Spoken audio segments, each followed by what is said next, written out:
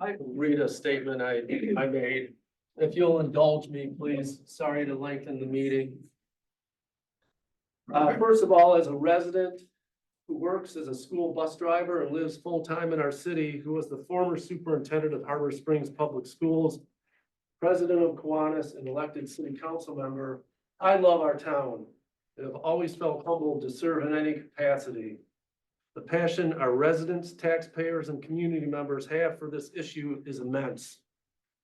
I've received and responded to emails, read editorials in the Harbor Light, indoctrinated myself in all the documents, and fully aware of the advocacy of the We Love Harbor Springs 501c4, and have talked to countless neighbors and voters, hearing opinions both in favor and against the proposed zoning code changes. I believe that Planning Commission has acted with transparency, due diligence, and has placed a great deal of thought into these proposed changes. They have conducted many public meetings, listened to feedback, and have responded by making several modifications and have brought a balanced plan to council. And council, as you can see, has also discussed this and is suggesting modifications. I believe that these revisions will accomplish the following: bring the zoning code into better alignment with the city's master plan and future land use plan. Reorganize, streamline, and clarify the zoning code document and reduce the number of zoning districts from 17 to 9.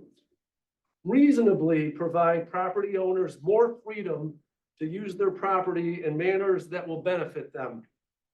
Place architectural requirements on new construction, especially in our downtown areas, that support the character of our town, as well as ADUs and duplexes. Give the city more control over planned development projects that would preserve open spaces and require green belts. Has the possibility of bringing more long-term rental options for people such as teachers, policemen, medical professionals who want to live in our city, at least while they pursue more permanent affordable housing options. And preserve natural resources through overlays, including the shoreline protection and restricted bluff overlay, as well as through increased site development requirements. I don't believe these changes will lead to overdevelopment in which Harbor Springs becomes the next Aspen or Bay Harbor. I don't believe these changes will lead to an influx of residents, thus causing an elevated population density in our neighborhoods. I don't believe that sudden major expansion and development that will fundamentally change the character of our town and neighborhoods or burden our existing infrastructure.